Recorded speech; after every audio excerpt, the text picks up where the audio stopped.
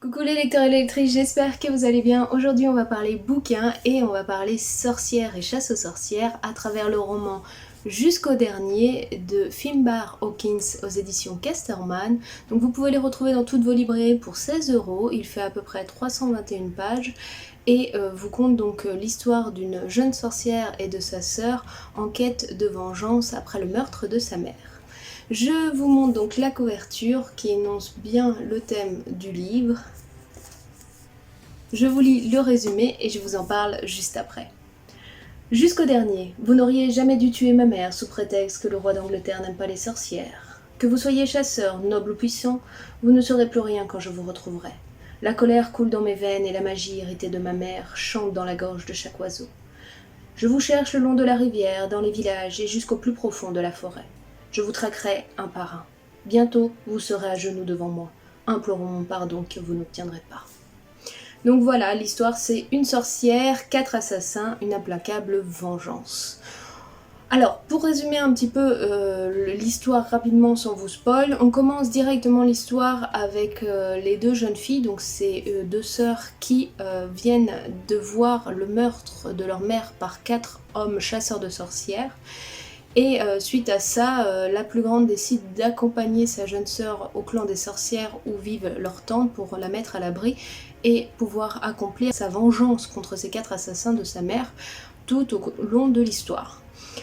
Donc, pour ma part, ce livre, je l'ai lu jusqu'au bout. L'histoire, le fil conducteur est très intéressant, mais je l'ai trouvé un peu brouillon. Il y a des moments où on se perd un petit peu, etc.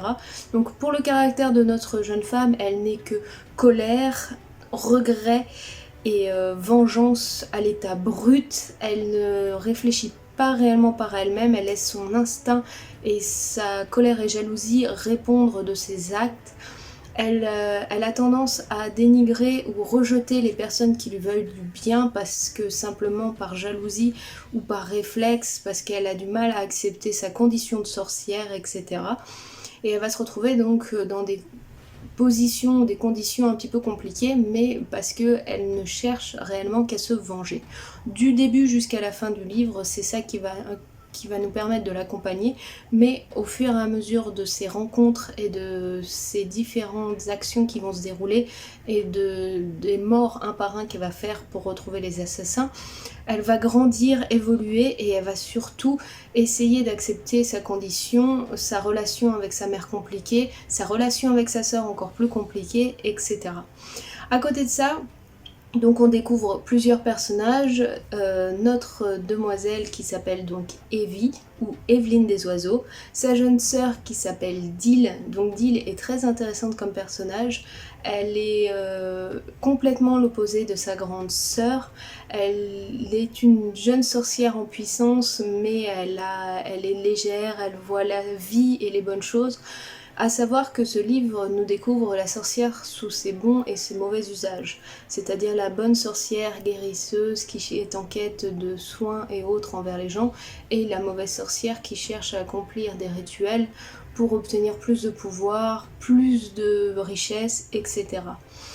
Et nos deux jeunes demoiselles qu'on va suivre au début vont aller de désillusion en désillusion.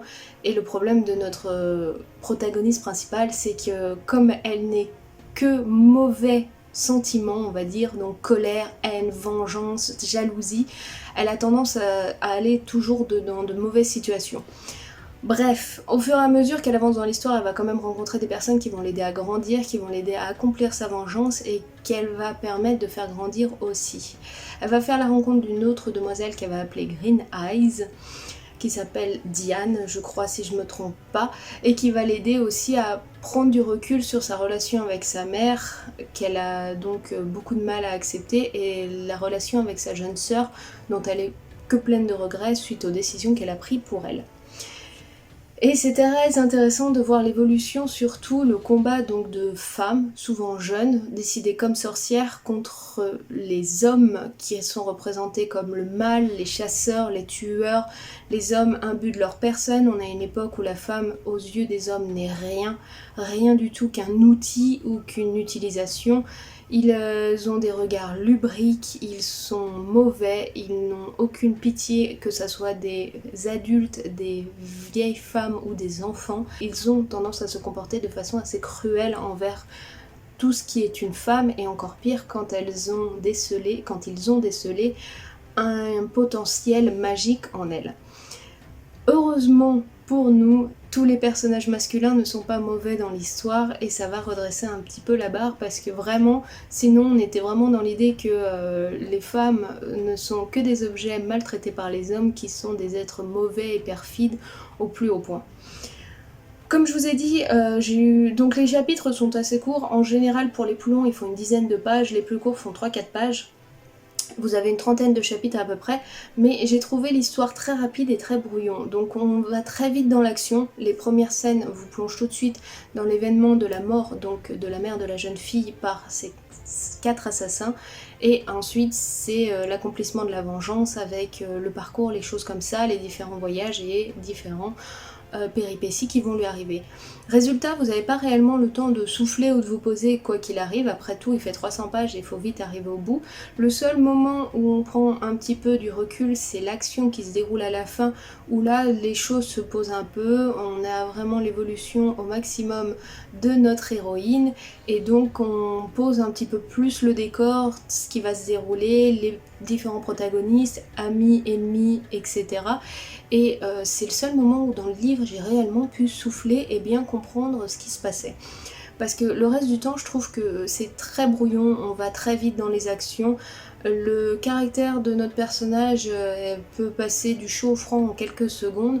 Au passage je ne me suis pas du tout attachée à elle, j'ai préféré sa petite sœur qui n'est que douceur, hein, qui est vraiment trop mignonne et à qui il va arriver des choses qui sont pas cool et on trouve ça un peu dommage parce que simplement par jalousie en fait elle va lui faire arriver des choses pas très catholiques et pas très cool par simple jalousie envers elle et par esprit de simplement se venger, se débarrasser d'elle, que ça soit pas un fardeau à qui elle doit s'occuper, et je trouve ça un peu triste. Et vraiment, notre personnage principal ne m'a pas du tout touchée, et là c'est celui qu'on suit du début à la fin. Heureusement, on retrouve sa petite sœur de temps en temps, mais effectivement, l'histoire en soi, voilà, je l'ai trouvée intéressante dans son développement, donc la chasse aux sorcières, l'évolution, la prise de conscience et de pouvoir, le fait de ne pas toujours et de ne pas se laisser aller aux mauvais sentiments, etc. Tout ça est très intéressant. Le contexte historique l'est plutôt aussi, puisqu'on est dans la chasse aux sorcières, puisqu'elles ont réussi à faire assassiner le roi, etc. etc. Mais vous prenez tout ça, c'est comme si vous essayez de faire un gâteau, vous mettez tous les ingrédients ensemble, et vous savez que le gâteau à la fin sera plutôt réussi, mais toute la préparation était extrêmement brouillon, des fois un peu capharnaüm, et si vous deviez expliquer la recette en même temps à quelqu'un, il aurait rien compris, il aurait juste compris que vous preniez tous les ingrédients, que vous les mettiez dans un saladier, et pouf, ça fait un gâteau. C'est un peu l'impression que m'a donné ce bouquin-là, et c'est un peu dommage, parce que vraiment l'histoire est plutôt cool dans l'ensemble, et on est vraiment dans cet environnement chasse aux sorcières, environnement assez sombre, avec des décisions, avec des prises de vengeance, avec des meurtres, etc. Hein, faut pas se leurrer. Ils ont fait couler le sang de sa mère, elle va faire couler leur sang en retour pour se venger et pour pouvoir rétablir l'équilibre au sein du clan magique, etc. Donc ça, c'est quelque chose d'assez fort, une thématique assez sombre, d'où les couleurs de la couverture. Et c'est justement ce qui m'a pas mal attirée. Mais voilà. J'ai trouvé un peu dommage ce côté trop brouillon du livre et résultat, je l'ai bien aimé, mais ça sera pas un coup de cœur. Personnellement, je pense pas que je le relirai un jour parce que une fois qu'on est arrivé au bout, on fait juste il fallait y arriver, hein. Mais les protagonistes sont intéressants, plus ou moins tous. L'histoire est quand même assez originale, on va dire, dans l'ensemble, et assez fidèle à ce que devait être la chasse aux sorcières à l'époque et ce qu'on faisait pour être sûr de pouvoir les pendre, les noyer ou les brûler. Et l'histoire aurait pu être un petit peu plus fidèle et un peu plus clair si peut-être on avait rajouté quelques pages en plus, histoire de prendre son temps et se poser un peu plutôt qu'aller à la va-vite pour accomplir les différentes actions et mettre en scène les différents protagonistes. Bref, si vous aimez quand même les histoires sur les chasses aux sorcières ou autres, eh ben, je vous conseille de jeter un petit coup d'œil, il reste assez sympathique. Pour ma part, si je vais lui mettre une note sur 20, eh ben, je mettrai un petit 10 à peine, 9-10, parce que comme je vous ai dit, le problème c'est que j'ai trouvé brouillon et ça a été parfois long et difficile pour moi la lecture. J'ai quand même voulu aller au bout, pourtant il fait 300 pages, normalement c'est quelque chose que je lis assez rapidement, et là ça a été extrêmement compliqué. Bref, donc ce livre que je vous ai présenté aujourd'hui, c'était Jusqu'au dernier de Finbar Hawkins aux éditions Casterman, que vous pouvez retrouver dans toutes vos librairies. Si la vidéo vous a plu, n'hésitez pas à vous abonner, ça fait toujours plaisir et c'est encourageant, à lâcher votre petit pouce bleu, et puis n'hésitez pas à me dire en commentaire si le livre vous tente ou si vous l'avez lu et que vous avez une opinion complètement différente.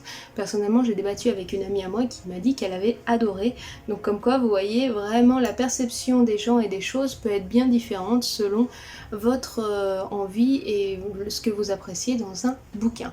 Nous on se retrouve très bientôt pour d'autres présentations de livres. En attendant, je vous souhaite un très bon week-end et je vous fais tout plein de bisous. Allez, ciao, bye bye!